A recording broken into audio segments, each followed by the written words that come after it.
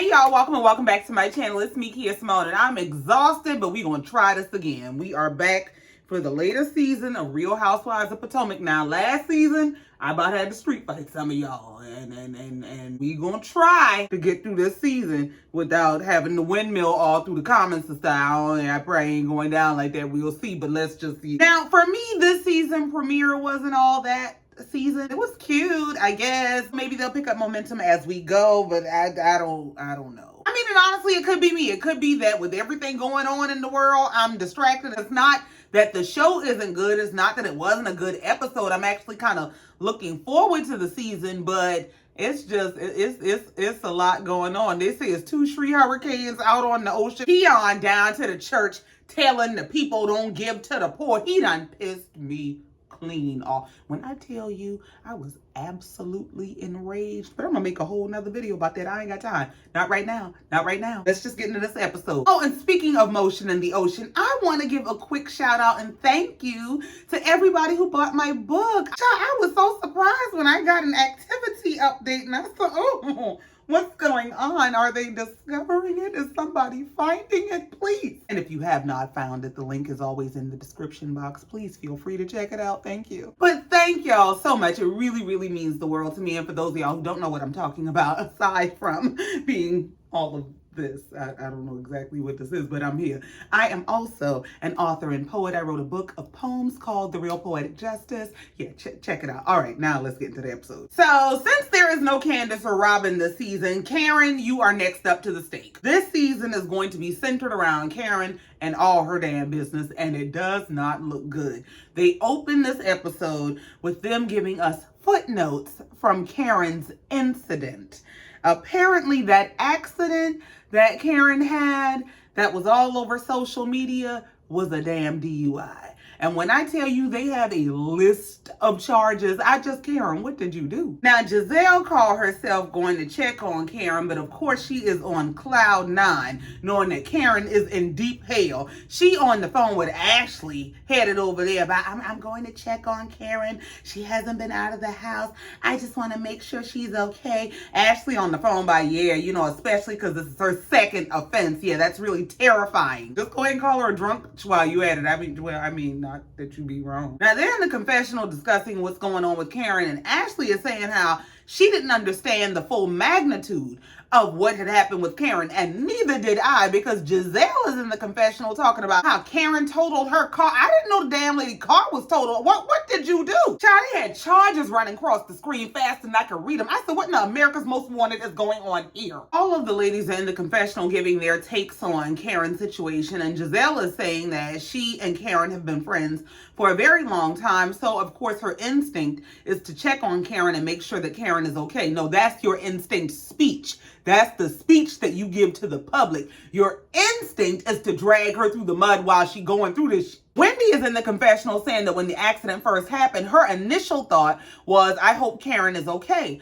But then once she verified that Karen was okay, the next thought was, this is some wild shit. What is your big grown ass doing driving drunk? Mia's in the confessional saying, look, do anything you want to do to yourself. Endanger yourself. I go to the doctor and do it all the time. Plump me up. But you don't get to involve the general public into your shenanigans. You don't get to go slamming down bottles of liquor because you was miserable about your life and then go put somebody else's life in danger. It don't work like that. And as Mia said, you're Karen Huger, darling. Call a car. Like, what's the problem? Ain't you married to the Black Bill Gates? Where is the monies? I'm sorry, but Mario go-kart in your luxury car in the trees and ditches because you is at the bottom of a bottle is not rich or bad behavior. It's just not. You supposed to be somewhere drunk, stretched out in the back of a blacked out Suburban. That's where you supposed to be. So Jizelle pulls up to Karen's house for them to go out. She goes to the door and basically announces herself as Karen's designated driver. Now they get in the car and head off to this brunch spot that they're going to, but Jizelle like to start her early. On the way to the place, Jizelle is asking Karen, are you going to be triggered if we ride by the crash site, or do you want to avoid that? Karen said, yeah, let's avoid that. I ain't going to say I'll be triggered, but yeah, I don't want to see that. So they get to the brunch spot, they sit down and order their food, and Jizelle starts the conversation out with Karen by telling her that, you know, we've been friends for a long time. I've known you for a long time, and the Karen I know doesn't do dumb stuff. Karen said, yeah, I agree. I don't do dumb stuff. Jizelle said, yeah, exactly. So when I saw all those charges, I was just taken aback because this is just not the Karen that I know. When I tell you Karen is disgusted beyond disgusted that Jizelle gets the satisfaction of sitting in her face talking this shit. I mean, Karen is disgusted. Karen is sitting across that table looking at Jizelle with that slow blink like, if I could whoop your ass and not go to jail. But she already got a case. So she said, well, you know, it's an open case and I can't really discuss it too much.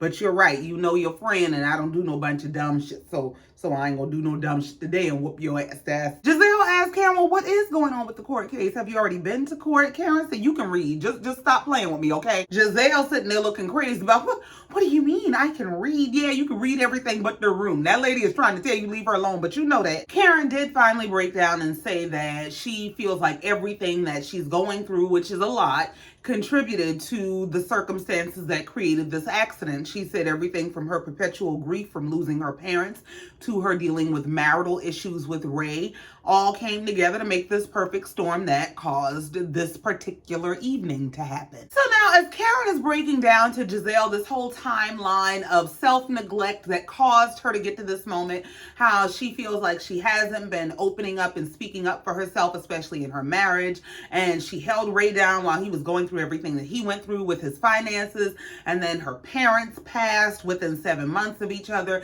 and she just was not taking care of herself. Now, as she's explaining this, the waiter comes up and brings them a donut or something he brings to the table, and Giselle's like, oh, well, why we got a donut? Where did the donut come from? The man says, well, it's because she's an amazing customer and she comes here all the time, and I just want you to know this lady's never had a drink here. Just what? Jizelle said, well, that's because y'all don't sell alcohol. So what the fuck is you talking about?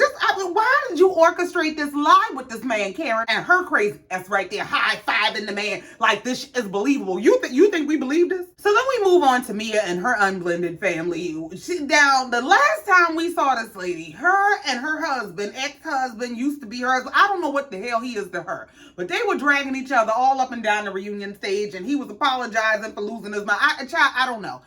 They supposedly weren't together the last time we saw them.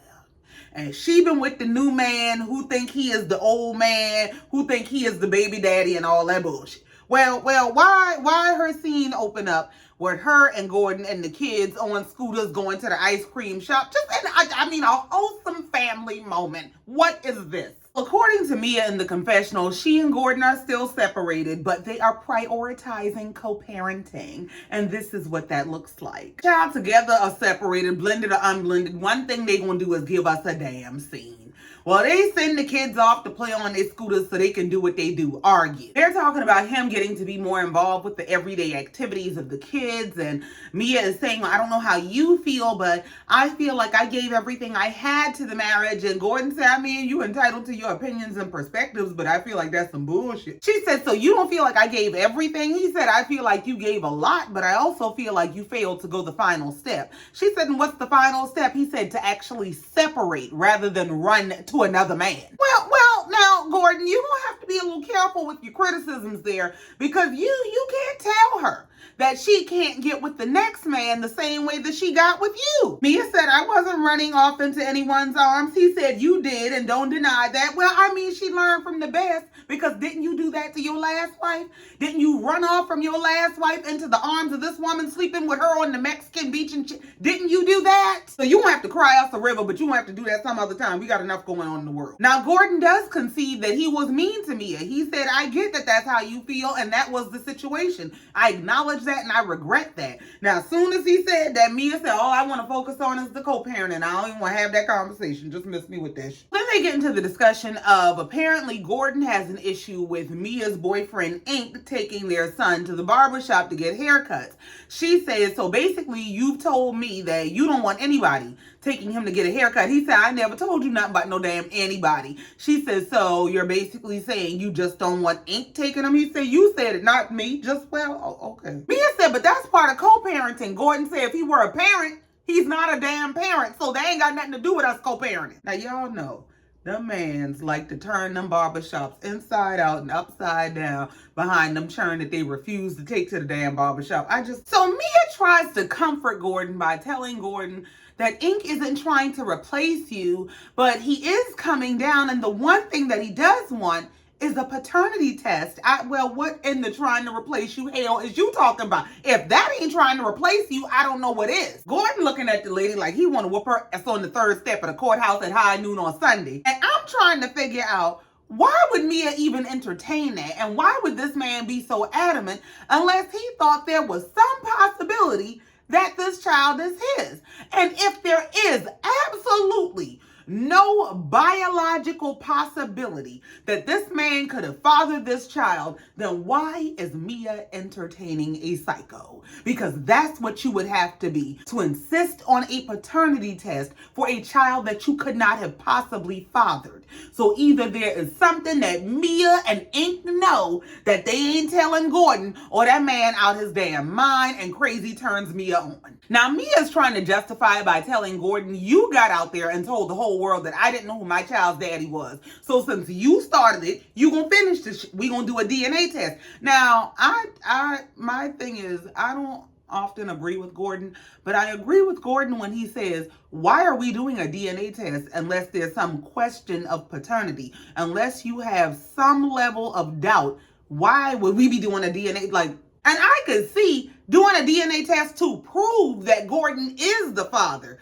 but to try to prove or disprove that Ink is or is not the father, So Gordon asked Mia, are you concerned that there's a possibility that if we get a DNA test, that the child might not be mine?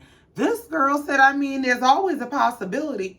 What? Mia's question to Gordon is, you don't think that Jeremiah's going to grow up and want to know who his father is? You don't think he's going to ask who his father is? Well, bitch, is there a question? Does he not know who his father is? What are you talking about? And she's in the confessional talking about how her child is going to grow up and he may come across this one day, and she doesn't want her child to question who his father is. So she wants to just get that out of the way. Girl, ma'am, what? Girl, just say you don't know who the daddy is, or you kind of low-key know that Gordon is not the father, and this is your opportunity to get that out there. That got to be what this is, because in the conversation, Mia is advocating for Ink, saying that he has a right to know, and he's trying to give you time, but he's gonna go to the courts eventually, and that's his right. Well, ma'am, it sounds like you believe that Ink is the father, and this is some secret that you and Ink got between y'all, and maybe up until this point you've been using Gordon, and Gordon is no longer of use to you. Maybe the roles have reversed, and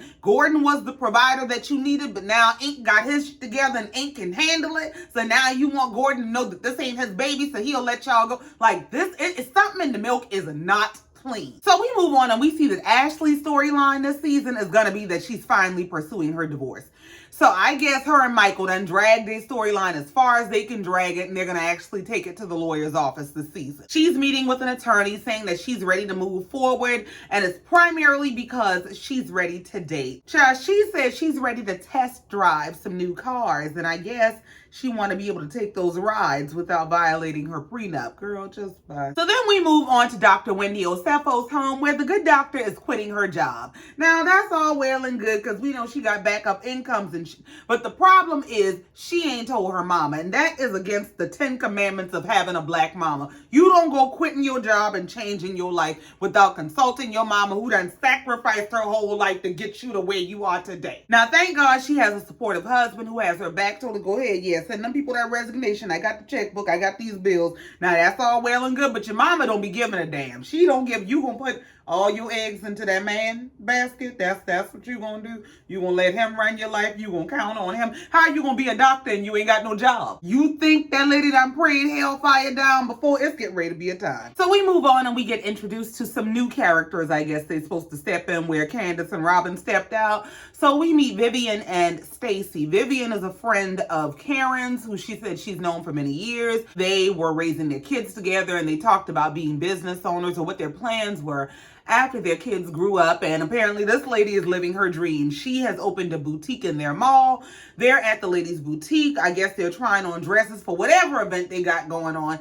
and Miss Stacy, who is going to be the newest addition to the show, shows up. Now, she has a whole history of being a sales lady on QVC. She very much gives Black Vanna White. Karen got all in the lady business immediately. While they're shopping and trying on dresses, Stacy comes out and she's modeling in her dress. And Karen is, oh yeah, that's real cute on you. I like that dress on you. But I noticed the one thing you don't have on is your wedding ring. What's going on, girl? I said, now leave it to a bitch that's going through some shit to try to drag you in yours. Now, the boutique owner, Lady Vivian, is trying to tell Karen to shut the hell up. Mind your damn business, shut up. And Karen, but no, I mean, she usually has on a rock. We should ask her. So Stacy comes out the dressing room looking like, bitch, I know y'all ain't talking about me. Here Karen go out, where your ring at, girl? Stacy said, well, in all honesty, me and my husband been separated about a year now. So we're currently going through a divorce, and Karen is acting all shocked. And, oh my God, what do you mean? Y'all have been together how long? She said, yeah, we've been married 16 years. And in the confessional, she gave us her backstory, which is that she is or was married to a German businessman that she met on an airplane over 16 years ago. They have one daughter together, and she said she believes that their divorce, I guess, was catalyzed by her coming home. Maybe she used to live off, or she worked somewhere away from home, and when she gave up her career ended, she was home more, and maybe that's when they found out they don't really like each other. But I think Miss Stacy gonna be all right, because she went in the fitting room and tried on another dress, and she came out and they started drinking champagne and toasting, and she said, oh, hold on, Karen. Let me make sure you're okay. I don't want to upset you. Are you okay watching us drink? Karen was so damn mad. Karen said, what do you mean? Why would I not be okay? Girl, because your ass drinks and don't be okay. You be tearing shit up with your vehicles, and we know you like to drink, so maybe this might be a struggle for you. Now here Karen go with her damn lying by, no, I'm just not drinking because I'm on medications, but I will be enjoying libations with you soon enough. Oh, no, it ain't no fun when the rabbit got the gun. So we move on and we get to this Hattitude party that Jizelle is throwing for Karen. Ashley is the first to get there. And since this party is being thrown in Karen's honor, Ashley arrives with a recovery gift for Karen. She brought the lady a basket to include things like Uber gift cards. I'll be girl, ma'am. So we start to see the other ladies arrive to include Jacqueline, Mia's former bestie, and then Mia shows up with her new bestie, Jazzy. Oh, this is some messy shit. But I think I'ma like Jazzy. Jazzy, I think, is my kind of girl because she knew to break the ice and clear the tension. We gonna cut this bush from the gate.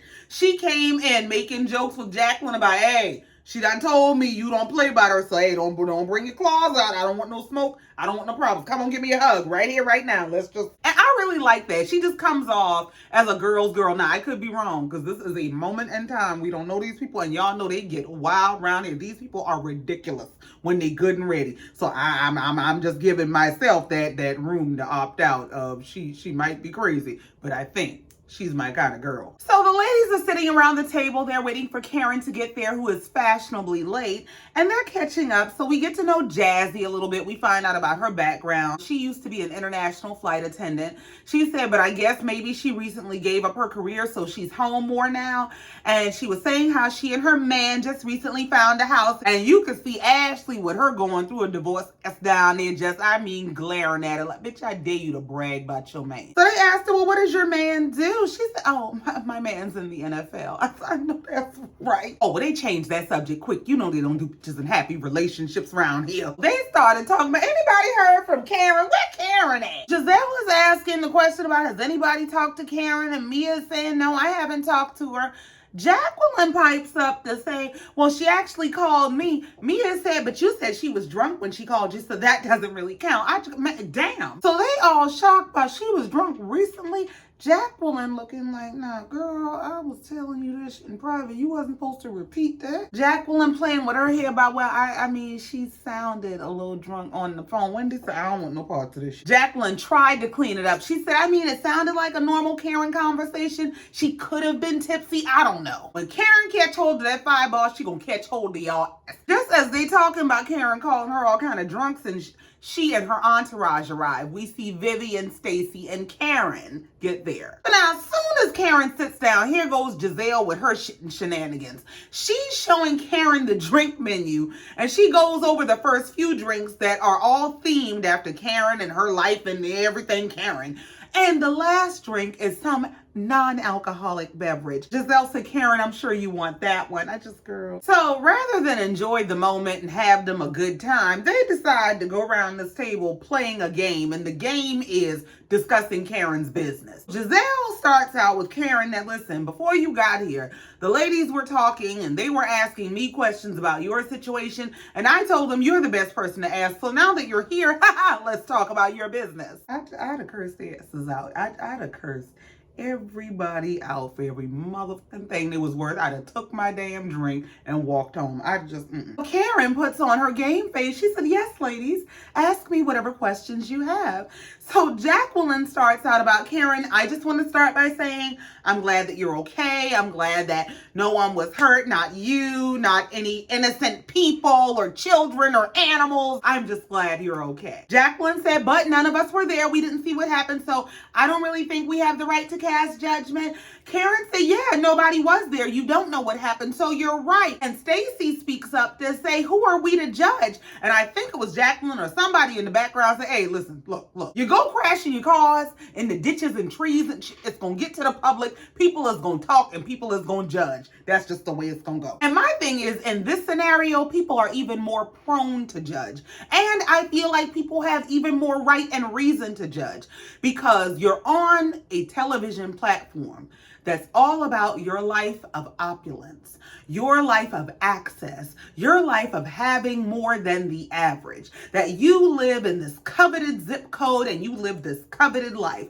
And you're supposed to be living so much better than everybody else, but you go out and get drunk and you couldn't get you a Uber, a Lyft, a yellow cab, hitchhike, nothing. It's irresponsible, it's inconsiderate, and it gives I ain't got it. At this stage of life, at this level of maturity, at this level of what should be financial freedom, you just shouldn't be doing the same dumb shit you might have been doing at 21, 22, 25. You just shouldn't. And you can't call yourself the grand dame and be out endangering people, because I don't have no problem with, living your life, have a good time, turn that cup up if that's what you need. I ain't judging you.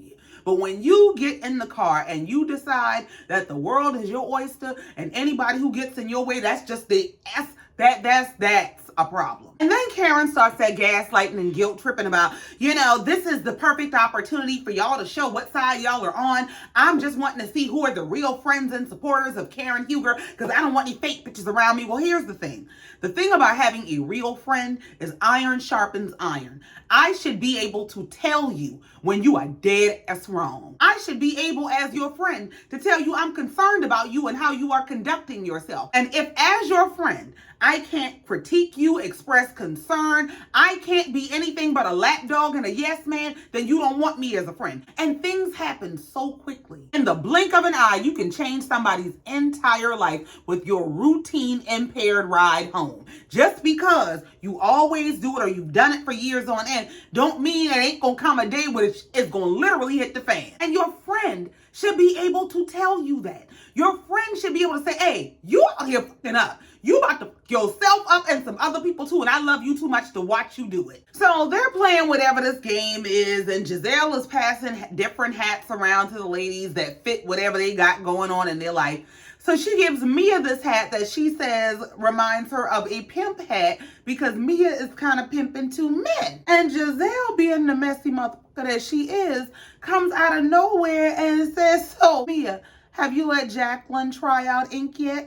Ma'am. Mia let it be known you can play with somebody else because ink don't play by me. We ain't sharing over here. I did that with Gordon, but that was for a reason. He's a trick. I think it was Karen that asked, are we going to see G and Mia? I said, yeah, of course you're going to see G. I love G and he needs me. He leans on both me and ink. Like, for example, he left town a few weeks ago and he left his dirty laundry and I washed it and ink folded it. They said, so are you telling us you had ink folding that man drawers? They all looking around like this some bullshit and waiting on an answer, and Mia never answered. She just sitting there laughing now. Now, I know you done said 1,000 times that man done told you don't come down to this TV and embarrass him and you want to come down here and tell us he folding the last man drawers? So now here comes Jacqueline jumping and trying to defend her friend. But this is why you got to pick smarter friends or friends who actually like you. Because Jacqueline jumps in to say, well, I would like to say from my firsthand observation that I really think that ink is really, really good for Mia. I feel like she and Gordon were more of a business arrangement. They all looking like, what in the prostitution hell? Jizelle said, did Gordon know it was business? Jacqueline said, I think they both knew that. So Stacy said, excuse me, ma'am, how long were you married? Mia said 11 years. Jizelle said, that's a long damn business arrangement. Karen clocked the bullshit. Karen said, hold on now, this got to be more than business because you gave birth. There's rules to the game. So Karen goes on to share that she was really disturbed when Gordon shared with the entire world that their kids said that they have seen Mia in bed with another man. Just girl. Karen is going on about how bothered she was seeing Mia's kids plastered all over the internet. Mia said, well, you don't think it bothered me? I'm not the one who plastered them all across the internet. It was their daddy that did that. Mia said, and Karen, I don't appreciate you sitting here trying to make it seem like it's my fault that he dragged our kids all through the internet. And Jizelle pipes up to say, well, Mia, I think the problem is that you didn't protect your children at all costs. Because had you protected your children at all costs, they would have never seen anything for them to say anything. There would have never been an overlap between Ink and Gordon. There would have been a clean break and you'd have ended one thing before you started another. But there was a mix and mingle. There was a cross up, a crossover, and that's why Gordon went off. Mia very tearfully pushed back and said, listen, there was no cross up, there was no mix and mingle because I filed for separation. I was separated from that man. She said, y'all don't know what I've been through. And if I'm going through hell with this man, are you telling me that I'm supposed to stay in this marriage and continue to go through hell to protect my children? Karen and Jizelle are saying, no, that's not what we're saying. Nobody is saying that you had to stay in a bad marriage. What we're saying is you didn't end the bad marriage before you started the good relationship. And that's part of what contributed to the reaction that Gordon gave you. Wendy pipes up to say, y'all think that's a little bit heavy? Y'all think that's a little deep, a little up to say as mothers that she's not protecting her children? And Mia said, listen, my kids are happy, they're thriving, they're doing well academically and recreationally. I have them on traveling sports teams. So for y'all to sit here and say some shit like I don't protect my kids is up. And the episode came to an end with Mia getting up from the table. She tearfully walks away. She said, I just gotta go. Her girlfriends go following her into the bathroom. She locks the camera crew out and she is in there holler crying. She is breaking down because they done really hurt her feelings calling her a bad mother. Child, I guess they'll pick up where they left off next week because that's the end of the episode. That's it. That's all. And I ain't got no more. Thank you so much for coming down here listening to me and let me get this off my chest. Please be sure to like, share, comment, and subscribe if you've not already. And in the meantime, until next time, just like every time, please know I love you and I mean it. Bye.